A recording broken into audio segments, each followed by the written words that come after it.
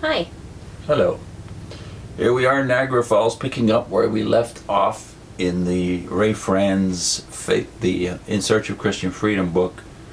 We're in the chapter, The Faithful and Discreet Slave. And if you remember the last video that was posted two weeks ago now, it took up the issue of what was the faithful and discreet slave class that fed Charles Taze Russell and his associates? Because there's an interesting doublethink going on in Watchtower Land, which now is extended beyond the discussion we have here. But let's pick up with Ray Franz, and the person he refers to as having particularly good research on this subject is an ex-witness called Ron Frye.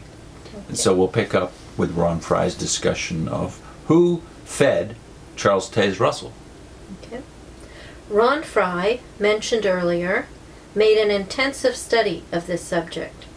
Of the published statements just quoted, he writes, quote, "This then is the rootstock of the beginning of the Watchtower Bible and Tract Society, as explained in their own words.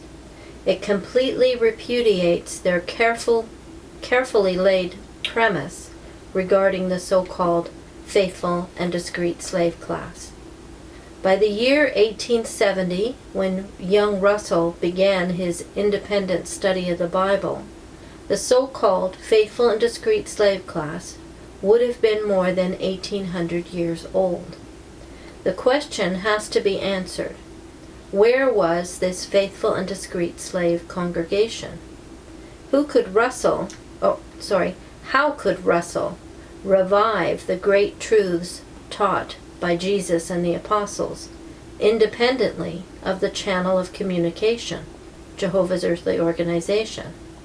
Moreover, if, as the Watchtower Society insists, the faithful slave had been feeding its members progressively down through the centuries, one generation feeding the succeeding generations thereof, why would the great teachings of Jesus and the apostles need to be revived?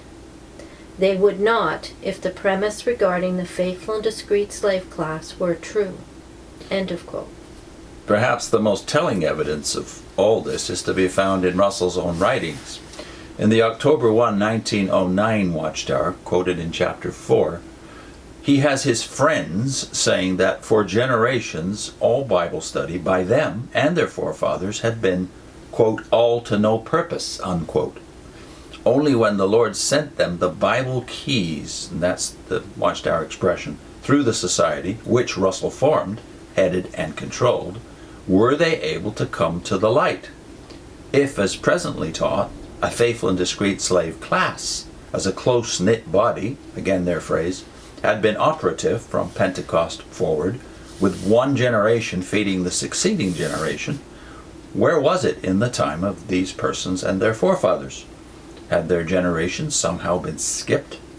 Russell obviously did not believe in a continuing class as fulfilling that parabolic picture. How could he be part of an ongoing faithful and discreet slave class running from Pentecost right on through all the centuries when he himself did not believe in such concept? He clearly believed that the faithful and discreet slave first came on the scene in his own day, and he makes crystal clear that he himself had not gone to any faithful and discreet slave class for enlightenment. Pointing to the underlying significance of these facts, Ron Frye says, quote, "Clearly, the roots of Jehovah's Witnesses flatly contradict the premise of the Watchtower Society in regard to the so-called faithful and discreet slave class dogma. It is clear that in order to justify their authoritarian system, they must argue that Jehovah is using an organization as an earthly channel that all must submit to and accept. But to insist upon it today, they must consistently argue that this has always been the situation from the beginning in 33 AD, and that this has always been God's way. Yet the fact remains that Russell did not turn to any such earthly organization. He acted independently, on his own, End of quote. Thus, in its efforts to deny that Jesus Christ is now dealing or would ever deal with individuals apart from an organization, a unique channel, the Watchtower teaching produces an untenable position. It claims that Christ did precisely that in dealing with Russell as an individual apart from any organization. If it is admitted that the post-apostolic period is not particularly easy to research, it must be admitted that the mid-1800s are far, far easier to research. Yet, not a single link of the supposed continuous chain of slave generations can be found to connect up with Russell and his Watchtower magazine. The Watchtower publications thus can only point to the first link, the first century Christians, and the last link, based on the claims the Watchtower organization makes for itself of the chain. Any connecting links must be assumed since they prove invisible. Moreover, they pull the foundation out from under their own argument, for they show that their final link began totally contrary to the organizational standpoint, that it began with individuals, unconnected with any organization.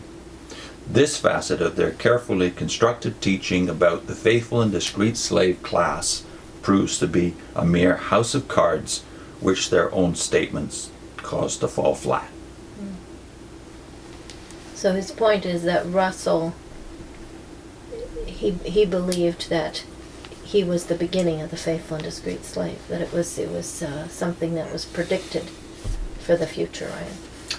Well, I think it's pretty provable that Russell changed himself in this regard. At some points he seems to favor the idea that the faithful slave has been continuous. But by the time of his later ministry, after 1900 for sure, he's come to think of it as a prediction of the last days. Interestingly enough, since Franz wrote this, of course, the Watchtower's gone back to that position, that it is a prediction. It's just about but now it's not about one man or a group, specifically a spiritual entity, such as the 144,000. Now it's just the governing body. Yeah. But at least they need to be told, if they don't realize this themselves, that they've done at least 3 flips on this. Yeah. And now they're back more or less where Russell ended. And I really wonder whether or not witnesses actually know what's changed and how and when these changes come, do they even notice them? I don't get the impression they always do. No, because they still seem to hold the idea that the organization is continuous. Yeah. God has always had an organization, but how does that sit with this other idea? Yeah. Of the faithful and discreet slave being a predicted group? They should be connected. You would think they should be connected. So that does leave you with the question, if God has always had an organization, wouldn't he also have to have had a faithful and discreet slave always? And what was he doing in between if he didn't?